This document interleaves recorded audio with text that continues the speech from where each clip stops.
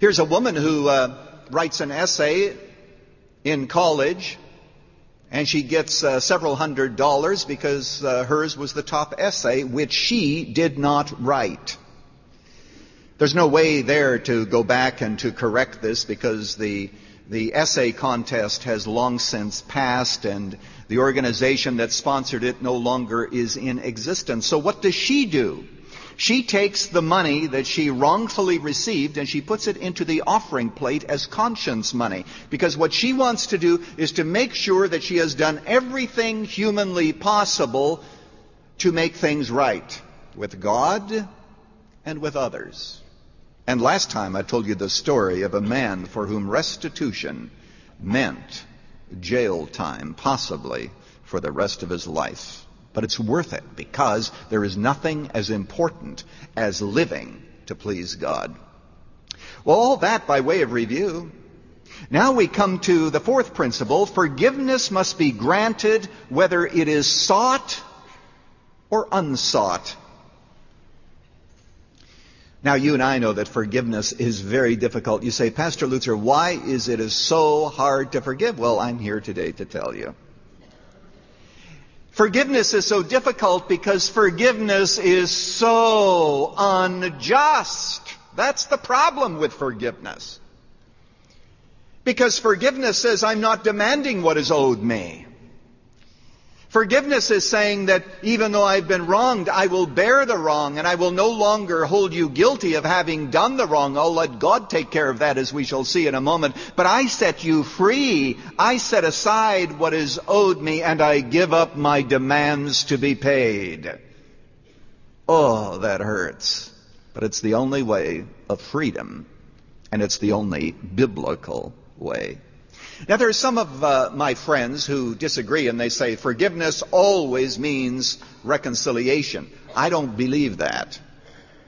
If we had more time, I would go through all the scriptures and show you why I disagree with some people who have many good things to say about forgiveness, but on this point we have a disagreement. What I'm saying is that it's possible to forgive someone who has died. Some relative of yours who abused you. There's no possibility of reconciliation, but you can forgive. You can choose to lay down your bitterness and commit the matter to the Lord, as we shall explain today. You can forgive someone who does not even ask for your forgiveness. If you've been wronged by someone, if you've been abused, and that person does not come and ask forgiveness, and may I add, they seldom do. What you can do is to choose before God to give up that bitterness and to say, Lord, this is yours. I can't deal with it. It is ruining me. Hasn't that person done enough damage against you yet? Must he also poison the rest of your life by you carrying the resentment and the bitterness? No, you forgive in the sense that you give that resentment and bitterness and revenge to God. And then you can even forgive those who ask for forgiveness. But catch this now, you may withhold reconciliation. This gets sensitive now because I don't want to be misunderstood, but you remember in the preceding message, that man, that womanizer who thought that his wife should forgive him whenever he was out with another woman, and no matter how often he asked for forgiveness, Jesus said 40 times, what was it Jesus said, 70 times 7, and that she should forgive him. Yes, she may forgive, but reconciliation is another matter. This is Pastor Lutzer. The message that I have preached today may be of great value to many of you who struggle with this matter of forgiveness, how hard it is to give our feelings to God. I remember one day when someone had done me wrong and I felt that they were so unfair. I was so full of anger and I was trying to sleep and I couldn't. And so I got out of bed and I just held my hands before God. I opened them and I said, Lord, just as these hands are opened, in the very same way I am opening my heart to give you feelings that I cannot manage.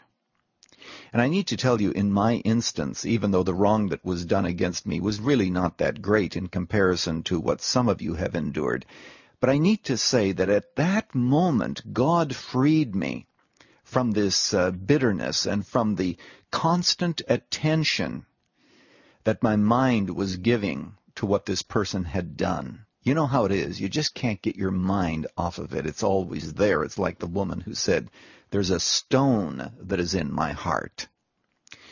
My friend, today, give God that stone, whether the person has asked for forgiveness or not.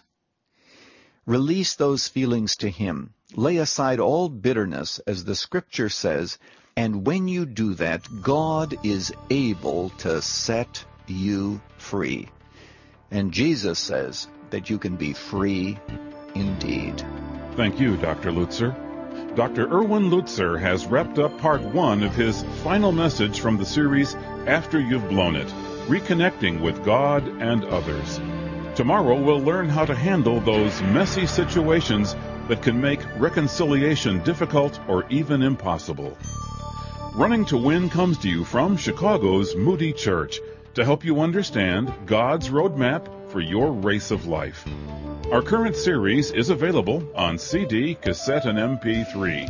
Also, it's in print as a Multnomah Life Change book. For full information, call toll-free at 1-800-215-5001. That's 1-800-215-5001. Ask about the series After You've Blown It.